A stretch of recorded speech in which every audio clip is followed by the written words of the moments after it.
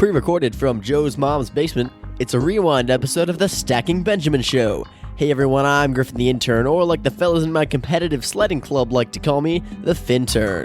Joe and OG are busy playing with all their new toys. Who knew that even so-called adults would love playing with the packaging more than the gifts?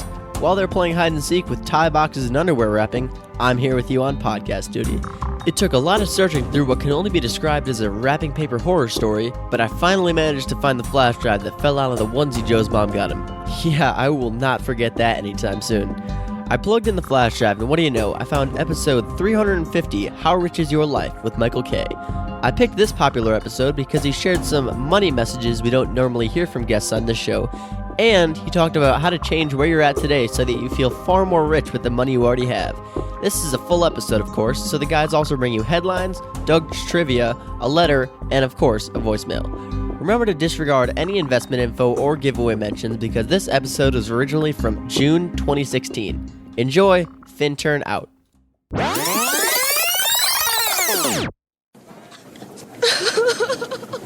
Are you crying?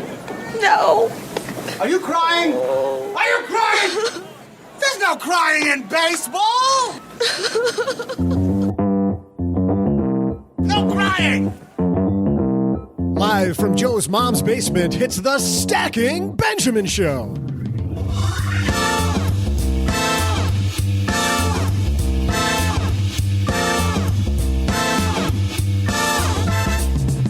I'm Joe's mom's neighbor, Doug, and I've decided based on our guest today that I'm going to invest everything in baseball cards. Today we bring you CFP Michael K., who believes in aligning your goals with your investments.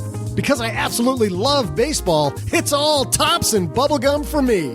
Do they even still make bubblegum with baseball cards? Doesn't matter. I've got some 40-year-old bubblegum that's got to be worth a fortune. Also, on today's show, some not-so-shocking news about 401k participants being lazy, a call on the Quotacy hotline with a question about whether to invest or pay down debt, my phenomenal trivia, and more.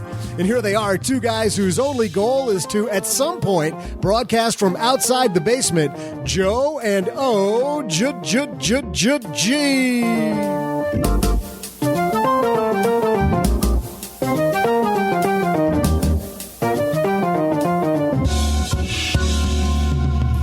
Oh, and a happy Monday it is, man. It's always good to be on Monday. Did you have a good Father's Day? Considering the fact that my kids are away at school and I didn't see either one of them. Got nice calls from them. That was good. Did you still get gifts? That's the only real thing that matters. Do you know what's funny? You buy yourself gifts, don't you? I did. Yep. I totally... Another Sonos? No. Oh. Because that was kind of your theme for a while, was Sonos for Christmas, Sonos for birthday, Sonos for Father's Day. Yes. Tres Sonos! Oh, sorry. Yeah. We didn't do that. You know, for my birthday, I got the Nest. Yes. But for Father's Day, I upgraded the Xbox to the Xbox One. Smart. But I did that a couple weeks ago. And now, how do you feel about the new Xbox One S coming out? Like right on the heels of you getting your Xbox going. Shouldn't have waited. Let's use a financial term here, man. Sunk cost, right? Sunk cost. Don't think about sunk cost. That's all behind you. What is that called? Survivor guilt or something? Yeah, it's survivorship bias. Survivor bias, maybe. I don't know. Yeah, I don't know. Hey, everybody. Welcome to the Stacking Benjamin Show.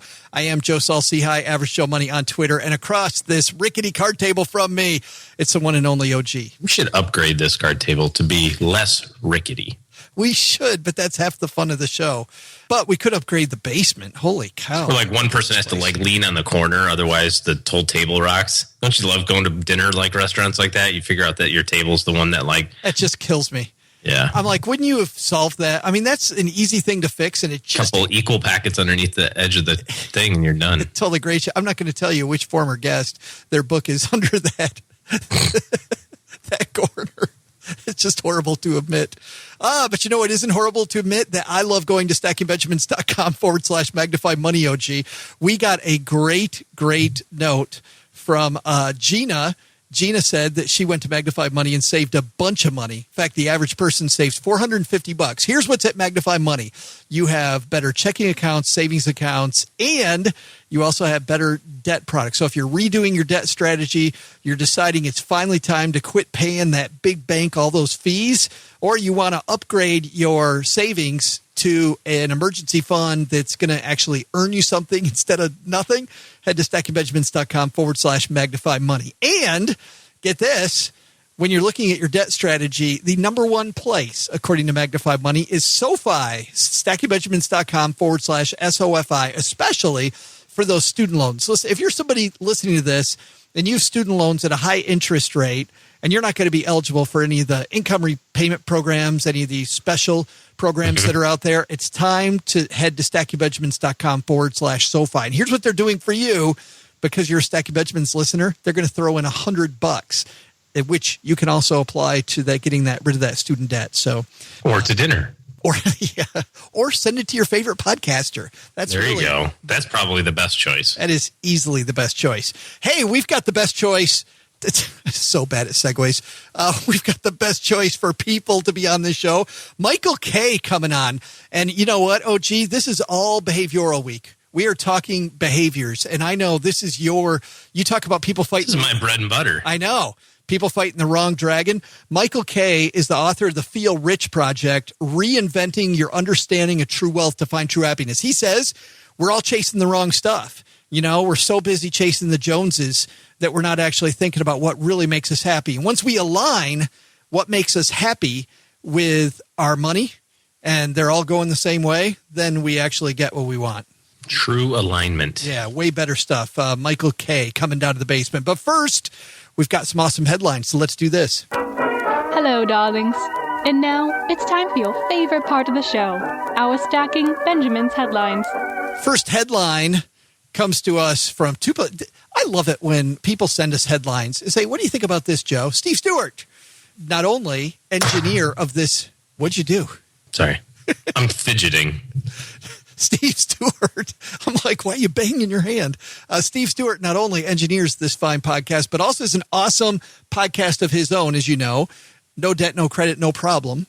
Steve sent me this, and this is from 401kspecialistmag.com, which 401k Specialist, do you get that magazine? No. No? I was just going to make a joke about, like, how there's a magazine for everything these days. But there truly is, isn't there? Industry rag for 401ks, but it says 401k participants, loyal or lazy.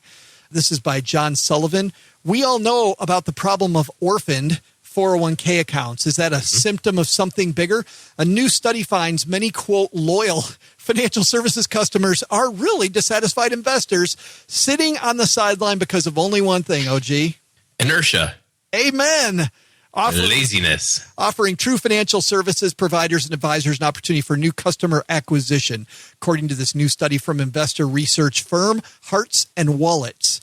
They say the latent potential is of an estimated market of 47 million households with $15 trillion, in addition to the actively shopping segment of Americans considering money movement. $15 trillion in lazy money. Pocket change to a guy like you. Sitting in places it's not supposed to be. Yeah. You know what? There's a couple things. Let's talk about having your 401k in the wrong place. Because if somebody's listening to this and their 401k, they have this old... Yeah, what does it mean to have it in the wrong place? Yeah, they're like, oh, yeah, I got this old 401k. What does that mean? For me, it has very little to do with being in the wrong place. You know, a lot of times people say, I don't want my old company to have my money. Okay? That has nothing to do with anything. Your old company actually doesn't even have your money. Yeah, my dad... I've got so many great stories about my dad and his aversion to technology in the 19th century and the 20th century and the 21st century that it would just blow your mind. But when I started being an advisor, I said, Dad, you got to do your 401k. He goes, I'm not giving those sons of any more of my money. You know, I'm like, okay, yeah, he just doesn't get it. But so some people think that. I think it has more to do with just losing track of it. And you'd say to yourself, oh, I'd never forget about that. Uh-huh. The unclaimed property list in your state says otherwise. Huge list. By the way, plug for that. If you haven't gone to your own state's unclaimed property or the state where you used to live and put your name in there just to see what pops up, you'd be blown away how many times you find family relatives yourself who have $100 sitting in a bank account or $58 in a savings bond that grandma left you or something like that. Let's see how much money we can raise. Everybody go to your unclaimed property site for the state you live, the state you used to live, and write us and tell us how much. Yeah, like look your family up too, mom, dad, grandma, grandpa, that sort of thing. You'd be surprised at how much stuff you find. I would love to. But anyway, so the 401k stuff, to me, it's more about keeping track of it, because if you change jobs as frequently as the average person, you're going to have a lot of little 401k balances. Right. Number one, that's terribly inefficient. Hard to invest that way. Hard to create a diversified strategy by having some money at this place and some money at that place, and you get an overlap and all that sort of jazz. But the biggest thing is that you just lose track of it. Yeah. And when you lose track of it, not so great things happen. Right. I mean, here's what I've found is that people say, I've got this little bit of money sitting over here. But you look at compounding interest on interest on interest. If you've got this money that's in this account and you're thinking of it, well, that really doesn't count. Every dollar counts, man. Well, I would say the other thing that happens too, and it seems like it happens more than not with small balance accounts, is the attitude of, well, it's only like $5,000. I'm just going to take it out. Do you kind of feel that way too, where you'd have a client that would say, oh, I was only there for a year. I only got 4,500 in. That's just a small one. Let's just take that out. Yeah. And that's somebody that doesn't. Dummy. Yeah. It's still retirement money. They don't understand all the rules. I mean, you're going to have the 10% federal penalty. You'll also pay taxes if you earned it today. So let's say that's, 15% maybe. Yeah. So there's 25% of your money gone right there plus state taxes. Yeah, whatever. So, opportunity costs. So yeah. Well, you look at that. I mean, I used to, when I gave speeches all the time, I talked about this guy, Tom, that took his money out. He was 30 years old and he took $14,000 out of his 401k and his old 401k. You know what he used that money for, by the way? Cocaine and hookers. No, the other thing, a car.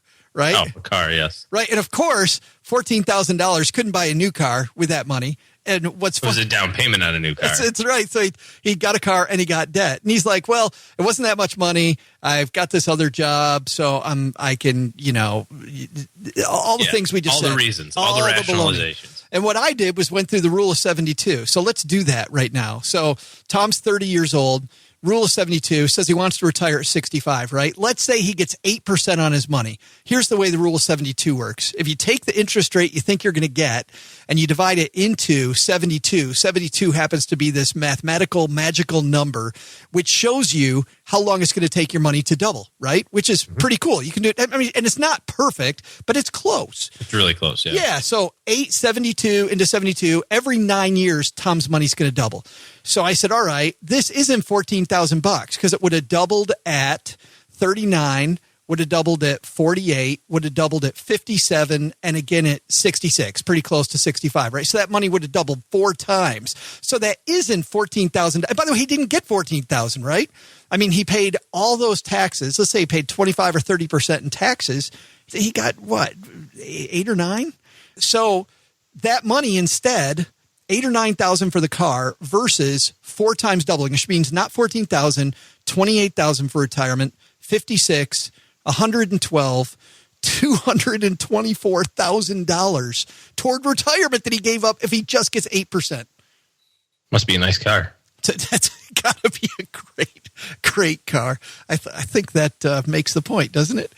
Our next headline comes to us from our friends at Thumbtack, where people go to find professionals to do work for them. They had a study that they commissioned, and I found this really interesting. Lucas Puente, who's an economist at Thumbtack, sent this to me. It's a small business friendliness study. They reached out to 12,000 plus small business owners, skilled professionals providing services from photography to plumbing to wedding planning to grade the different states and cities around the United States. So of all the people that they looked at who are these small business professionals, well, let's see how good you can do at this, OG. First of all, how many of these small business entrepreneurs, men versus women, who won? Women. 60-40 men. Oh. The age that they... It was a no-win question, by the way. That's right. The age they started their business. What's the primary age? 38. Bam, 35 to 44. Yeah. And by the way, that surprises people. But it generally, and the successful small business owners, we've seen these studies, are generally a little bit older. They've had a little bit of experience working for the man, right? They know how things work. They know how the system works. Mm-hmm. And then they go out and they create a better mousetrap. In fact, look at all the people that are over 50 that have created huge businesses. Just amazing. number of employees, most people, just themselves. 60% just them. Mm-hmm. In terms of political affiliation, conservative, moderate, liberal, and don't not going to play this game and don't affiliate. Well, just think about it. Mostly conservative. Believe it or not, it's almost evenly split. 31% moderate, 14% don't affiliate, 31% conservative, 24% liberal. So they do skew a little bit, but I think that don't affiliate at all kind of throws that question out of whack. I did find that a little surprising. Ethnicity, 67% white or Caucasian, 14% black or African American, 10% Hispanic, 2% Asian. You know, the lack of entrepreneurs that are in the African American market is kind of disturbing. We've talked about that just briefly. Education level, most people have a 4-year degree. The surprising thing is number 2, 30% of a 4-year degree, OG, 29% have only high school or GED, which also shows you don't need college to start a successful small business. Yeah. You can. Street smarts. You can learn. School of hard knocks. Absolutely. So those are interesting. The other thing I found interesting, best climate for skilled professionals. Best state to work in, OG? Texas. Texas is number 1. And it's funny. Does that surprise you? No. It doesn't surprise me either. And I think I think it has most to do with pack hunting. I think it has to do with surrounding yourself with like-minded people. And I think you look at these centers. San Antonio's listed as number 1. And then you've got Nashville and Memphis, by the way, are 2 and 3. Tennessee is number 3 on the board behind Utah. Fort Worth is number 4. Houston's number 5. Dallas is number 6. And I think that has to do with so many like-minded people in those markets. Everybody sings from the same song sheet here in Texarkana and the rest of the state of Texas. Right. By the way, worst place to start a business? Worst state in the United States? It's New York or California. Well, what's funny is New York and California. New York is second from the bottom and California is third from the bottom. Okay. Hold on. So it's going to be Illinois. This one kind of surprised, but that's funny. Illinois is 4 from the bottom. Gosh darn it. Okay. Worst state. Show me Maryland. I don't think you're going to get it. Connecticut is 5 from the bottom, but Alabama. Alabama. Yeah, and if you've been to Huntsville, like Huntsville, Alabama, there's a lot of technology and the NASA stuff, and so Alabama, surprising to me there. I figured Northeast or. Even though, as you know, I can do without all this Roll Tide stuff. Going to get the hate mail there, aren't I? Roll Tide. All right. I will link to that study. I don't know what you do with that as an entrepreneur. You move to Texas. Pew, pew. Move to Texas, Utah, or Tennessee, and you're good. That's probably it. But the more likely thing to learn from these headlines, you have that old 401k sitting over there. Don't let it sit. Don't let it sit there. Move that thing. Make a decision. Yep.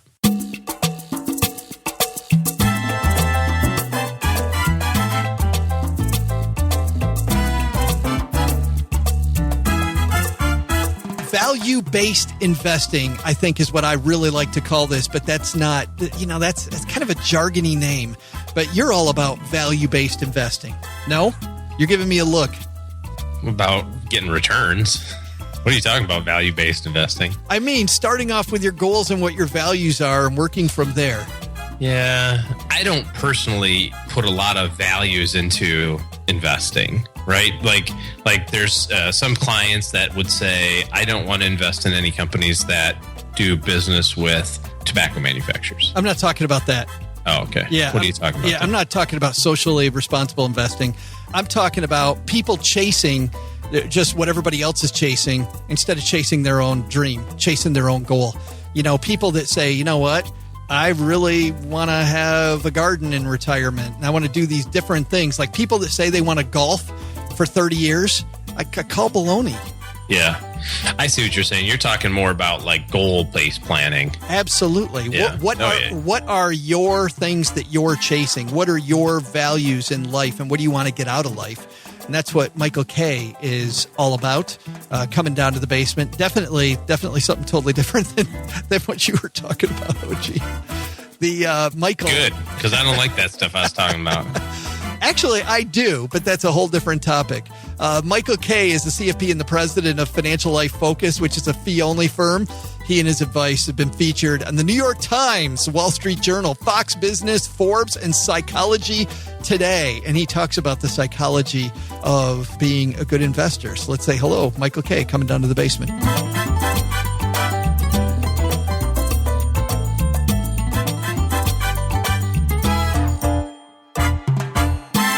CFP Michael Kay joins us in the basement. Welcome, man. Oh, it's great to be here. I'm glad you could make room for us, all the way out here in the country on your worldwide book tour. Well, it's been quite a journey from town to town and village to village, making my way through all the various adventures and mishaps along the way. Right, and basement to basement, right? Right, basement to basement for sure. Well, let's start here. Where do people get it wrong with their money-making decisions? It really starts with their belief that they're thinking, that their normal thinking that's imbued into their DNA is correct. Because we all operate from this system that what we learned growing up is normal and real and correct. Why would we think otherwise? However, for some people, they have installed through their child experience that things might not be working right as well as they'd like it to with their values. That's funny because I talk to lots of authors, as you know, and most, jump right into stocks, bonds. You're a certified financial planner. You manage a company with other certified financial planners. You know all that stuff. But as I'm reading through your book, you don't talk about any of that. How come? Well, because it all starts with our beliefs, our behaviors, and our habits. Everything else from there is acquirable knowledge. The nuts and bolts of financial planning, and my book is not about a do-it-yourself financial planning kit, but it's more about this idea of this awareness, this self-awareness of what are the messages, the money imprints that we have.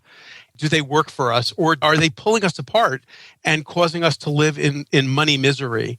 And so this idea of, the nuts and bolts of financial planning, hey, you could read a book, you could go work with a planner, you could, surf the internet, you could listen to very wise podcasts like Stacking Benjamins and join you in your basement and really learn a lot of the nuts and bolts information. But this stuff goes right down to your core. This is the stuff of what you believe about money and the messages that you carry with you that makes all the difference in the world. It's funny because back in the day when I was a financial planner, Michael, these are the conversations that I wanted to have with people.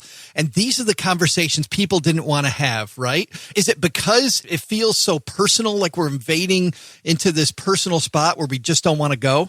What's more personal than money? People will talk about the grisliest details of their sex life before they'll talk about their money and money experiences. So I think what we've created here, and there's a wonderful community in the financial planning world of financial life planners. And this community really has tapped into this idea of the qualitative aspects of money. What are the things that drive people's decisions? What are the stumbling blocks? And what are the things that keep us stuck from really living the life that we crave and deserve and desire so greatly, that we can talk about these things in a safe, non-judgmental environment? You talked earlier about imprints, and I'm sure we all have these things, as you mentioned, in our childhood that happen. Is there one that you see more often than the others? Is there one stumbling block that it seems like more people have? Well, it really depends on the experience, and it could happen with birth order. It can happen with what's going on in the home. I have experienced certainly with older clients who might have either grown up in the Depression or their parents were children of the Depression, that their ideas about money are fixed in a certain way, and it falls into two main groups. One being they won't spend a nickel. The other group is they won't save a nickel. And it's because of how they transformed, or how they absorbed, rather, the messages about money and want and feeling less than. So predominantly, you see different things depending on age groups and experience.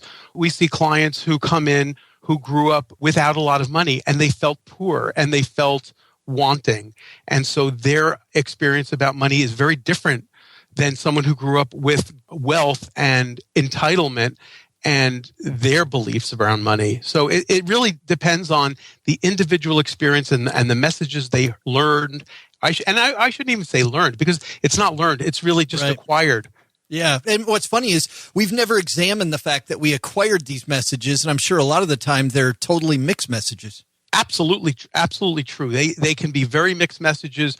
For example, someone might grow up where their parents believe that, it's really important to show that you're successful, or grew up in a family where money was a source of argument and conflict in the home.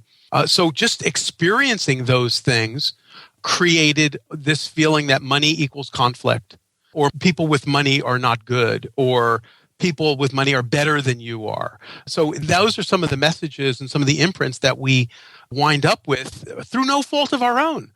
So getting past this blame and shame about money and where we are, and let's also remember, it's a big exclamation point on the page, is that so much of what people think they want is what's fed to us through the media of what does it mean to be rich? It means that you live like the Kardashians, or you have you go to vacation on private islands and you have a private jet and you're drinking champagne and whatever. And these are the markings of wealth, but it has nothing to do with each of our realities. Yeah, it's funny because I know there's, and you know too, Michael, that there's some people listening to this going, oh, this is just a much bumbo jumbo. We should be talking about stocks and bonds and where the economy's headed and yada, yada, yada. Yet, like if somebody listening to this has credit card debt, you can't get out of credit card debt until you go deep and find out why the hell you actually constantly have to turn to the credit card in the first place. Sure. Just think about the idea that the thing that drives us to make decisions is that little center in our brain that is telling us, it's the child inside of us that says, I need this. It's not a want, it's a need. I have to have this. I have to do this. I have to join the country club, or I have to go on this vacation, or I have to provide a certain lifestyle, because otherwise I'll be perceived, I'll be judged as less than. Rather than celebrating where you are, what you're doing, what you care most about. What is it you value most? And I will tell you, in my many, many years of experience, the thing that people care most about, they want to put their heads on the pillow at night and feel that they're on the right path. Not necessarily that they've arrived, but they're on the right path. They want to know that they're not going to outlive their resources, and that they've articulated the things that are most important to them, and that they can make the decision of what brings them closer to or further away from that goal. And it has nothing to do with picking a stock, a mutual fund, or what the deductible should be on their homeowner's insurance. Yeah, really, all those things are driven by the type of stuff that you're talking about here. For sure. Everything has to do with what our mindset is around money, and really putting the brakes on, applying the brakes so that you can examine what you're doing, what you're thinking about, why you're thinking about it before you make a decision, and putting in a system that supports you in making better decisions that bring you closer to. We live in an autopilot world. Everything you just, you get up in the morning, you grab the toothbrush with the same hand, you put your socks on before you put your pants on. Everything is, we don't think about it. We don't think about the way we go to work, or in your case, climb down the steps into the basement. But, do you start with your left foot or your right foot? These are things that it's like breathing. We don't think about them. So what I want people to do is to say, whoa, let's pump the brakes a bit. Let's think about, what is it that we care about most? What are our experiences that prevent us from making better decisions? Let's understand it. What is happiness? What is financial happiness? What is true wealth? And, is it spending time with your family? Is it, going on a hike, and laughter, and whatever it is that you define as really making you happy, and the wealth of living the life that's important to you. Stuff at the end of the day is never the thing. It's just like, the saying that we've heard, time and time again is, no one on their deathbed ever felt bad that they didn't work harder or, right, spend more time in the office. It is about your values. And while some people might look at that and say that's a very hokey, very kind of corny approach, but we only have this life to kind of work through. So let's try and get it right by writing making better decisions that bring us closer to what's really important. And all the other stuff is just stuff. And, I'm giving you permission right now to say, you know what? Keep trying to keep up with the neighbors or the colleagues or the family is way too much work, and it only makes us miserable. It feels so good when you get rid of that baggage. Oh, it's like a spring day in Texarkana. Yeah, definitely not a summer day. But it's funny. That's why I said spring. You talk about automatic pilot. Mom even slaps me with the same hand, so that's something right there. When people talk about what they want with you, are you ever surprised? Wow, you know what? It was really interesting. We had a couple in who they were pretty varied in age. It was a second marriage for him, and he was nearing retirement, and they had a young child. And we started talking about, what does your life look? Do you want to move? Do you want to upgrade your house? What are the things that you want most? What are the things that we're aiming this financial plan at? And he said, no, he goes, I really don't want anything. He said, I know what it's like for people who don't have bathrooms or don't have running water. He goes, I'm really happy with my very simple life. And I just want to make sure that I can provide for my family. And he talked about his time in the Peace Corps working in Africa, helping people who didn't have bathrooms, and gave him an appreciation. But generally, people, when you get down to it, is they look at their lifestyle, and their lifestyle might be X, but their values are Y. Oh. And that's when they have this aha moment of, wow, I'm living a lifestyle that's really not in alignment with what I really care about. So there might be people who are spending big money to support a lifestyle, but they're driving over the cliff because they can't sustain it. And the things that they really want is spend more time with their children and their grandchildren and things like that. And whoa, you see them slam the brakes on and say, whoa, we really need to think differently.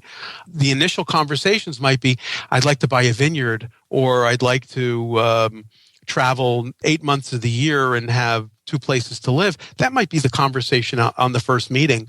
But after we start talking about what's really important, their values really shine through. That's funny. So I'm just guessing when somebody says, I want to play golf more, you realize they haven't even started to touch the surface. It's really one of the funnier moments. I'm saying, like, okay, you're going to play golf 365 days a year. What if it rains? What if you twist your knee or you strain a ligament, or, what are you going to do then? You're not going to sit at home and watch Oprah on TV. What are you going to do? Michael, I had a client, and he was joking, but as I was telling him exactly very close to what you're saying, I'm like, really? And he said, Joe, I accept your challenge. Yeah, that's great. We had a situation with a client where the husband was a business owner, and he was getting ready to sell his business. And we talked to him about, like, okay, what happens after you sell the business that he spent, 6 days a week at and worked real hard? And he says, well, I want to play golf. And his wife says, excuse me. She looks at him and she looks at us and she says, you can play golf 2 days a week.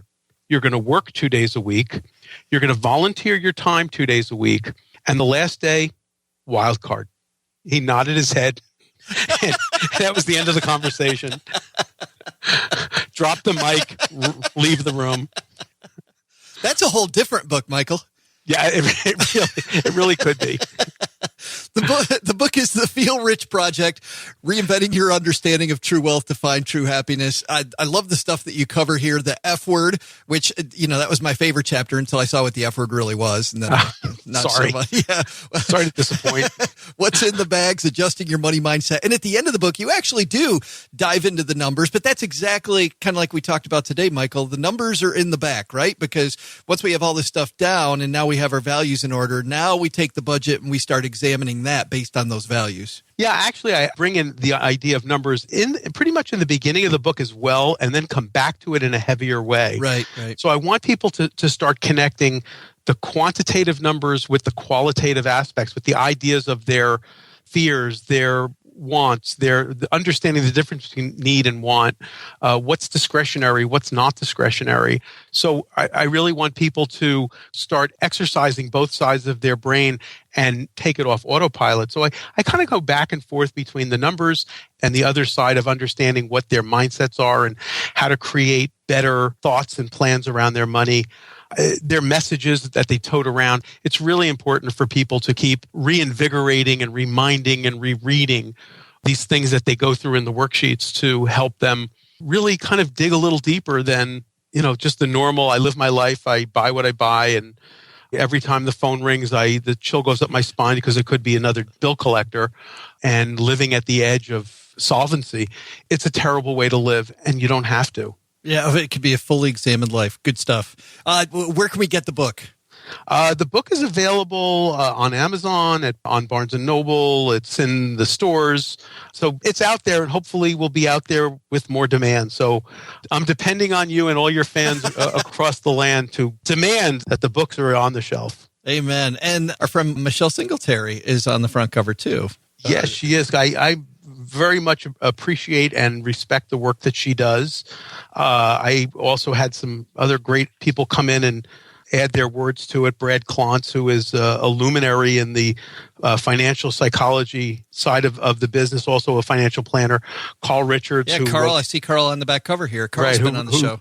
Exactly. So I think that the approach that I've taken, which is really taking the financial life planning idea, which we believe very strongly, there are people out there that don't even know that financial life planning exists, nor how to find them. So I felt that this was a way of getting the knowledge out to the public that, it's more than what mutual fund you pick or what the internal expenses are, or whether you pick a 20-year level term versus a 30-year level term insurance policy. It's really about your life and your money and your values. Thanks for hanging out with us, man.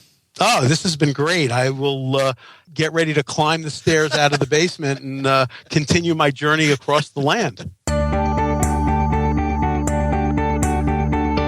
Hey everyone, I'm Joe's mom's neighbor, Doug, and boy, that was just a little disappointing. I bought tons of baseball cards, and it turns out that's not what Michael K. was talking about at all, which is really rare for me because I'm usually dialed into exactly what all these financial knuckleheads are talking about. Anyone want this year's Mike Pelfrey's Detroit Tiger card? Because it's going to be pretty valuable when they send him back to the minors next week. Guy's awful. Hey, but here's something better. Today's trivia. I'm not getting rich on these baseball cards, but Walt Disney became wealthy on the backs of a couple of mice, a dog, whatever that Goofy is, and some ducks. So what is Donald Duck's middle name, after all? I'll have the answer to that and a great deal on bubblegum in just a few moments.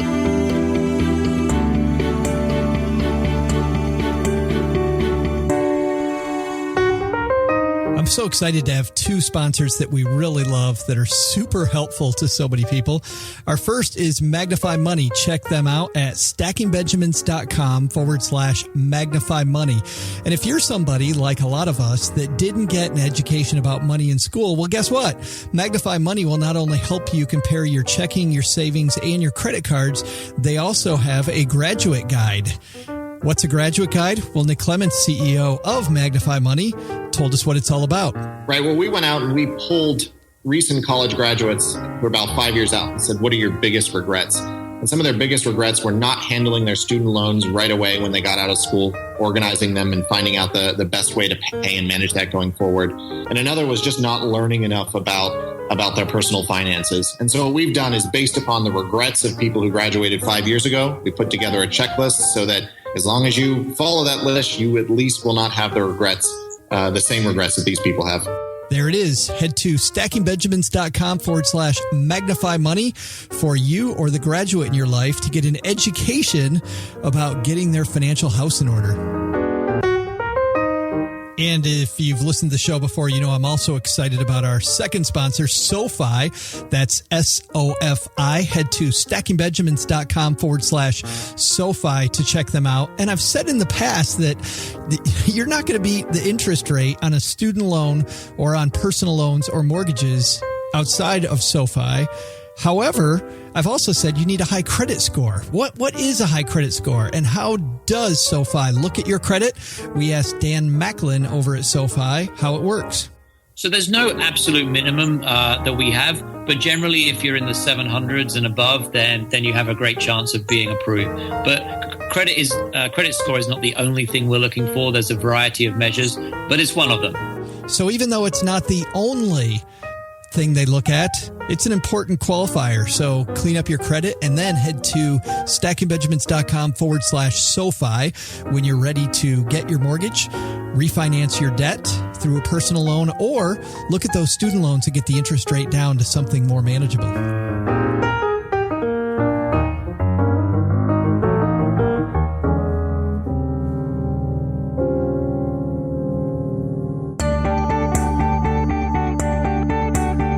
Hey everyone, I'm Joe's mom's neighbor Doug, and man, do I have a deal for you. If you figure out someone to buy 3 cases of mostly worthless, already open packs of baseball cards, you and I can be bestest buddies. Promise. But only until Joe's mom wants to go to the Sizzler. Then I'm taken, because she's always buying. Anyway, let's get you some trivia, shall we? Here was the question. Walt Disney made bundles of money on the backs of some cartoon characters, among other things, named Donald Duck. What was Donald's middle name? If you said Larry, that'd be awesome. That'd be so sweet. Donald Larry Duck. But it'd be wrong. Donald's middle name is Fauntleroy. I bet he got beat up a bunch at school. And my middle name is Mud if I don't get these baseball cards out of the basement before Joe's mom gets back home. I'm out of here. No crying!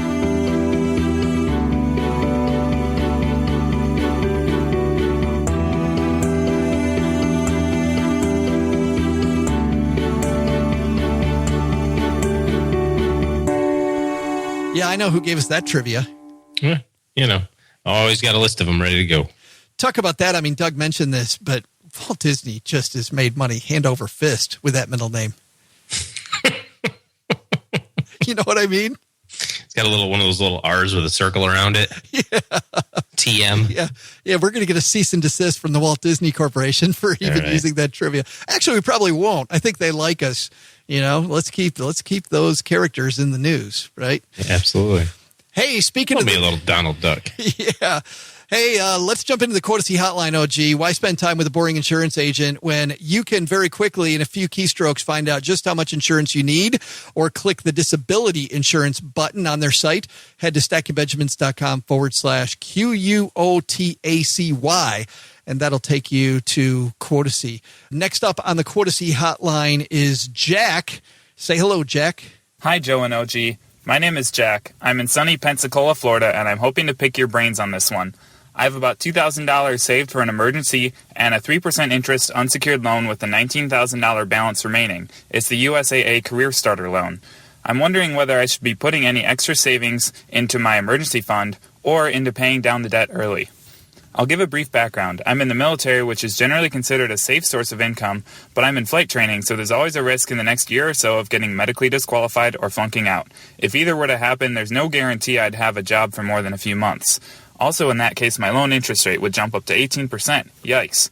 I have a degree in computer engineering and decent internship experience under my belt, so finding a new job shouldn't be too much of a problem, but I know there's still potential moving costs, transitional time, and associated expenses to take into account.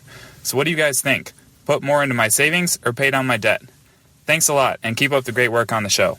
Great question, Jack, and thanks for your service. Flight school in Pensacola. How about that, man? That's cool. I knew a couple guys. I know a guy. Who went through flight school. I know a guy. I saw this movie about him in the 80s. Dun, dun, dun, dun, dun, dun, dun, dun, dun, dun, dun, dun. His name is Maverick. I bet Jack's name is really Maverick. Do you think so? He sounded like a Maverick. Or Goose. No, not Goose. Hopefully he doesn't want to be Goose. No. You don't want to be Goose. Spoiler alert there. But, Spoiler. Is it? I love this question. Pay down the debt. Debt's at a great interest rate. So at first I thought interest rate mattered until he said, well, if I'm out of the service, it goes up to 18%. Yeah, I don't know that. It seems to me like they would just reassign him if he kind of unks out of. That's a military term, unk, by the way. if he unks out of flight school, I think you'd go to be like a tank commander or something. But I like being cautious, number one. And number two is he knows better than you and I do what his career trajectory is. Yeah. I'm going, this is kind of easy for me. I go build cash reserve. 3,000 is kind of light in the cash department. You're a young officer in flight school. I know you're making probably about $36,000 a year as a second lieutenant. So, yeah, you should probably have about 10 or 12 grand set aside. Well, here's the cool thing, OG, is that if he socks it all away now, that interest rate on that loan is very low, socks it all into that emergency fund. And then if things work out the way that Jack thinks they're going to, guess what he can do then? He can use a lot of that accumulated money later. And the cost of that, the 3% cost of that wasn't high. I agree.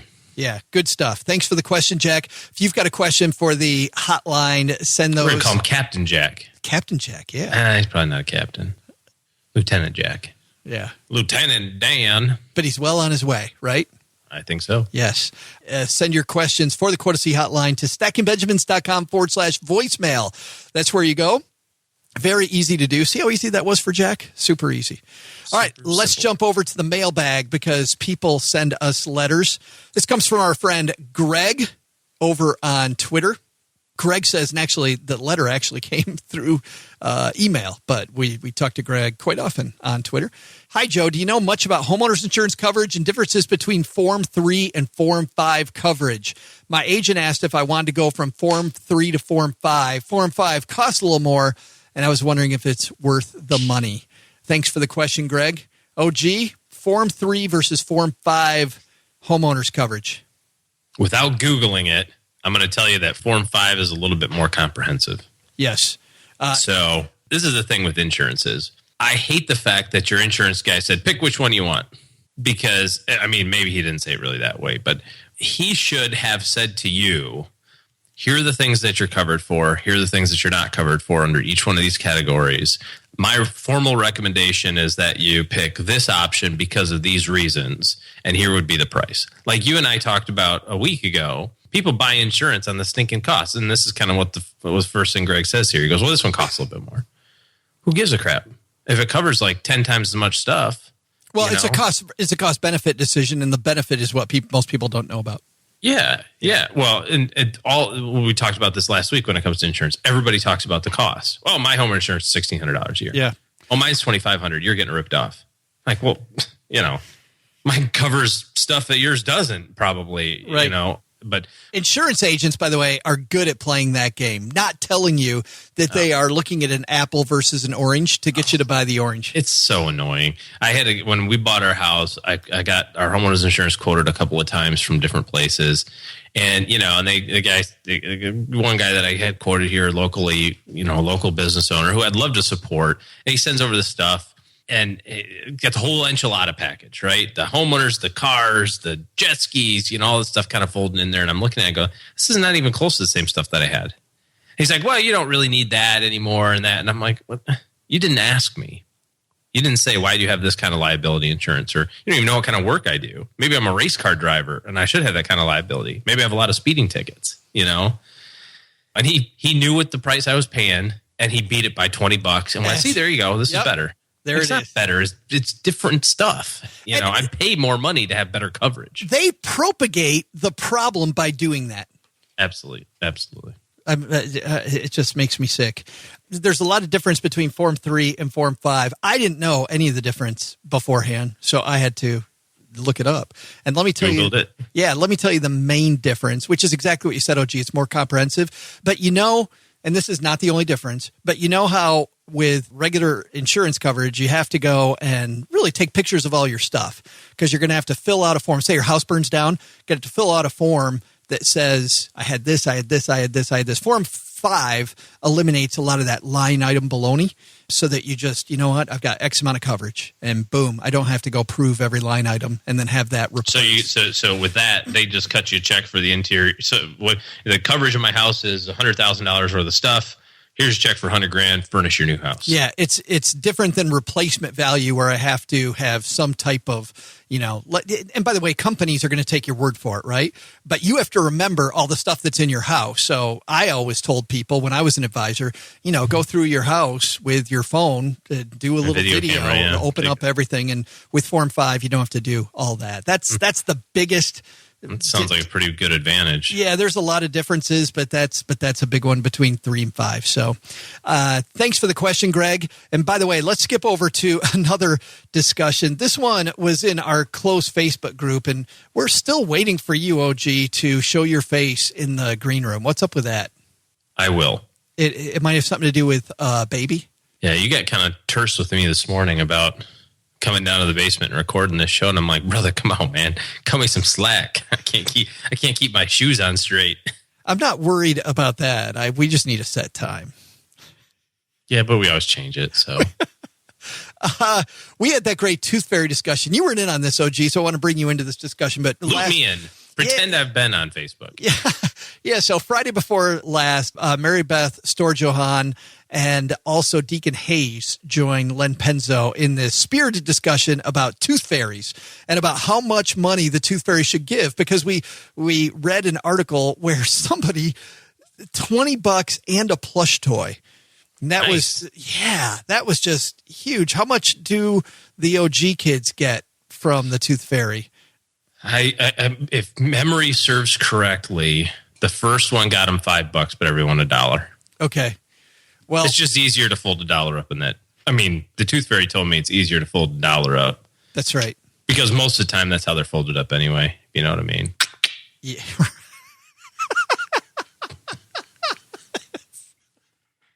I love how you pretend to be a player.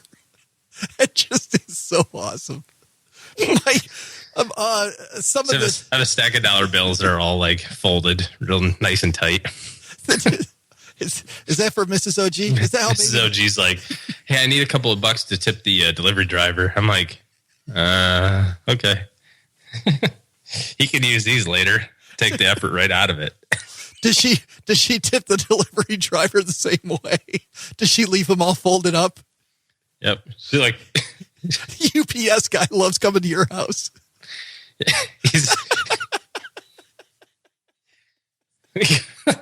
He comes over. I'm laying on the porch with the money in my mouth, and he's like, "What can Brown do for you?"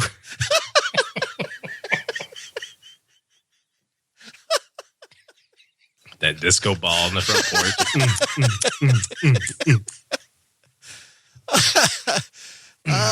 So here's what people in the green room said about the tooth fairy. I love Michael, who is the first one in the discussion. He reminded us, OG, that the tooth fairy is a magical merchant that only purchases teeth. No bartering's allowed as per the 65th Amendment to the Magical Constitution. A plush toy would thus be unconstitutional, but the cash is fine. And I totally forgot that sub-ruling. Oh, boy. It's going to be one of these discussions. Yeah, Jay says $5 to $10 max, depending on the pain level when losing the tooth. That's a nice tooth fairy.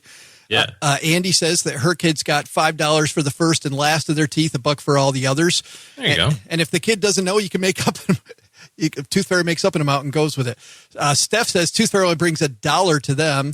Gillian says, when I lose a tooth, I don't get anything, which is probably why I try and keep my teeth. Uh-huh. Yeah, that's a good one. How many people have actually like forgotten about that? Did you do that when your kids were young? Did you ever have like you wake up in the morning and go, oh crap? What, where the tooth fairy forgot? The tooth fairy just was too busy that day. Yeah. We actually had at our house. It was kind of funny. The next day, the tooth fairy had like a written apology. Nice. Yeah. The tooth fairy was great, but it's funny. We talked about how much the tooth fairy brought. So we saw tooth fairy inflation on that show. So Len, who's the oldest among us, got the least. Then I got a little more, and then Mary Beth got a little more, and Deacon got the most. So you could tell whose age was what. Tooth fairy inflation has been big. What did you get? I was probably at like a quarter. God, I think I was, like I said on the show, it was between $0.25 and $1. I don't remember. Yeah. Maybe 50 cents. Yeah. 50 cents, yeah. Yeah, Len got a dime. How about that? They even still make dimes? Yeah, I don't know. But those are the kind of hard-hitting discussions we have in the green room, discussion going on right now about favorite movie of all time and worst movie that you've ever seen. So head on over to join us, stackingbenjamins.com/green room. Thanks also to everybody who leaves us a review of this here podcast or of the Green Room podcast. It's very nice. That's how people find the show. So we're always, we feel very thankful when people take a few minutes out of their busy day to leave us a review. And this one's going on Mom's Fridge, even though in this case, it might have been better to send us a note. And I feel really bad. This review, so we had the 1-star review we talked about last week, did not make me feel bad. I thought that person nailed our show. You don't learn anything, right? Okay. If you're going to give me a 1-star review for not learning anything when we tell you up front you're not going to learn anything, fantastic. But this one did kind of bother me. 3-star reviews by Regal One with 2 cats. Love that name. 3 stars. Podcast has the possibility of being excellent, but OG's voice is horrible and his mumbling is so bad that most of what he says gets lost. Clean out your nasal passages and get a dictation coach. Yeah, because the podcast pays really well for a dictation coach. Dang. Good podcast, but he is horrible. Now, here's what's happened since then. And we actually had dude, you got to give me a second. Hold on. Well, you know what's going on here, OG. We had 3 people that were haters, apparently, that were nice enough to write to us. And what's funny is when we were mixing the show, I didn't hear your microphone issue. And then... So I don't have nasal passage issues? Well, we had a huge microphone issue and actually got some great feedback from listener Ryan, especially. So we worked on the microphone. As you can tell, the microphone issues are gone. So somehow, thanks to technology, we have solved that. And thank you, by the way. So I'm not nasally? Well, and I don't need a dictation coach? You probably do need all those things, but the show's never going to be right for prime time. So, you know, what do you do? But thanks for the note. That is going on Mom's Fridge because it tells people about the show. Next one, Scott from Indy, 5 stars. I listen to many very fine personal finance podcasts, but Stacking Benjamins is one of the best. Joe and OG have a knack for providing fantastic personal financial education while at the same time presenting it in a fun and entertaining way. The format's A+, delivery A+. Joe, OG, Doug, and the panelists are part of my routine, and I look forward to every Monday, Wednesday, and Friday when the episodes come out. They've even addressed several of my questions on their voicemail feature. You're missing out if you don't include Stacking Benjamins in your own personal finance podcast menu. Thanks, Scott. And that's it, man. Good stuff. 2 great reviews going on Mom's Fridge.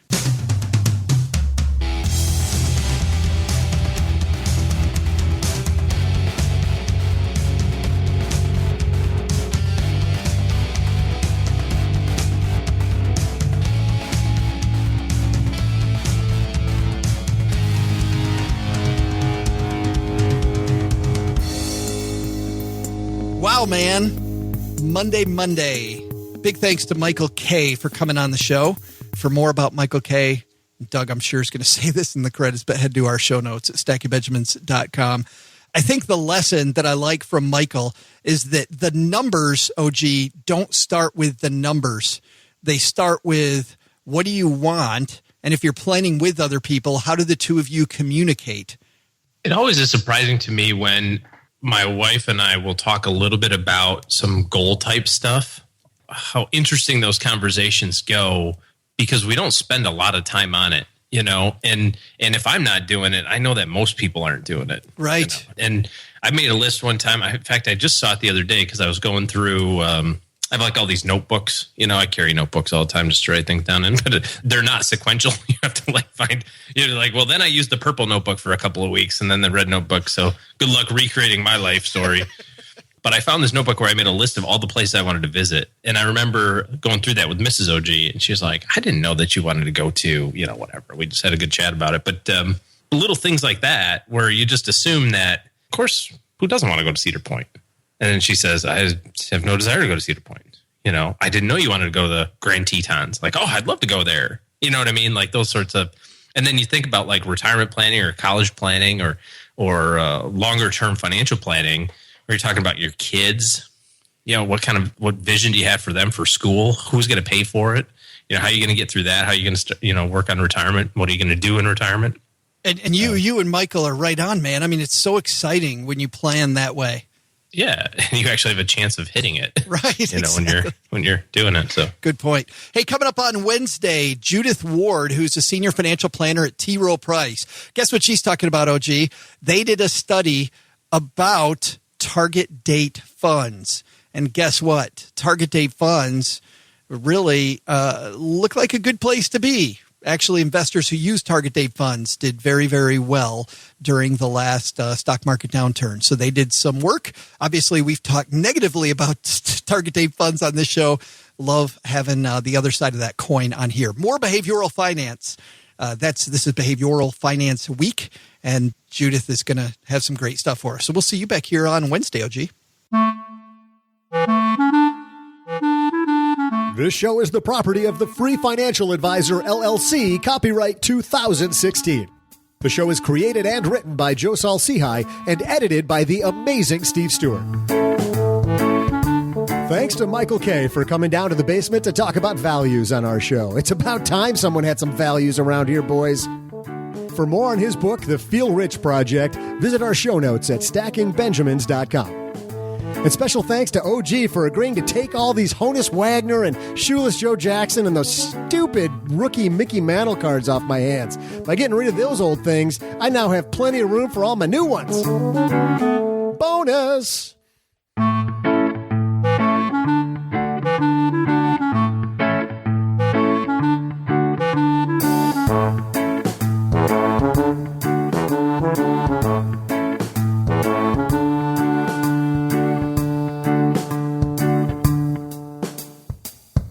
The part of Joe's Mom's Neighbor Doug has been nominated for an Oscar.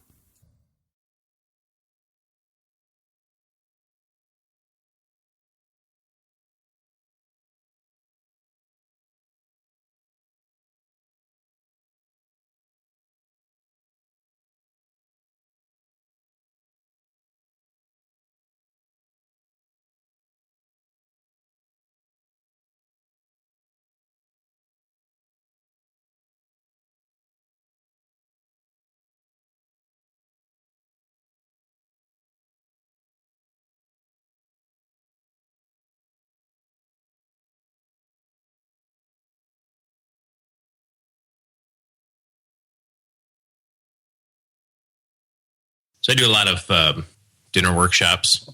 Well, not a lot, but I do some, right? And the restaurant where I do them at is kind enough to send me a gift card every time I do one. It's a small thank you for the large, restaurant bill after I get done with doing a retirement income workshop. But I accumulate them because, it's a $50 gift card. You can't buy much with that for this at this restaurant. Anyway, so I accumulate a couple of them, and I've got several $100s worth of gift cards. And my mom was in town for the baby. My brother was in town for the baby. His girlfriend was in town for the baby. My wife and I hadn't gone out in, God knows how long. So I said, we got all these gift cards. Let's go to the restaurant, to this nice restaurant. We'll send the boys to the pool with a babysitter, and we'll bring the baby, and we'll have a nice dinner as fast as we can eat it while she's sleeping. It's a typical steakhouse. You go in, they give you the song and dance. Here's the wine list. Here's the specials. We've got this special lobster that just came in off the boat from Antigua or something, whatever. And so I've been there a number of times, so I know what I get. I go around the table, boom, boom, boom, boom, boom. Everybody orders. My brother, who's sitting next to me, had ordered one of the special steaks on the menu for today. And it comes out, and this should have been your first clue, it came out on a wood platter on fire. And he ate it. And then the bill came. And I want you to guess at how much the brother of OG spent. Oh, no. For a steak. Oh, no. Should we do this and have some kind of giveaway? We got something to give away. Let's do that. Yes. Okay. Jason Vitug was recently on the show. He's the guy going across the United States talking about financial wellness. Sure. Yeah. Jason we have 2 more books of Jason's. Let's give away one of Jason's books. All right. This is going to be Price is Right style, closest to without going over. Yeah. Awesome. This is the special steak. I'm not going to tell you anything about it. It's just it's all because that's all the information I got. Ladies and gentlemen, thank you for joining us here at this fancy steakhouse. In addition to our main, menu, we also have these specials. it's a fine bone-in ribeye. But they didn't tell you how much it was going to cost. It's not one of those restaurants. Yes, right. It's a nice bone-in ribeye. That's all I'm going to give you because that's all I got out of the deal. So did you want to? It's a little brother, right? It is my little brother. Did you want to go give him a swirly afterwards? Well, he's bigger than me, but I think I could still take him.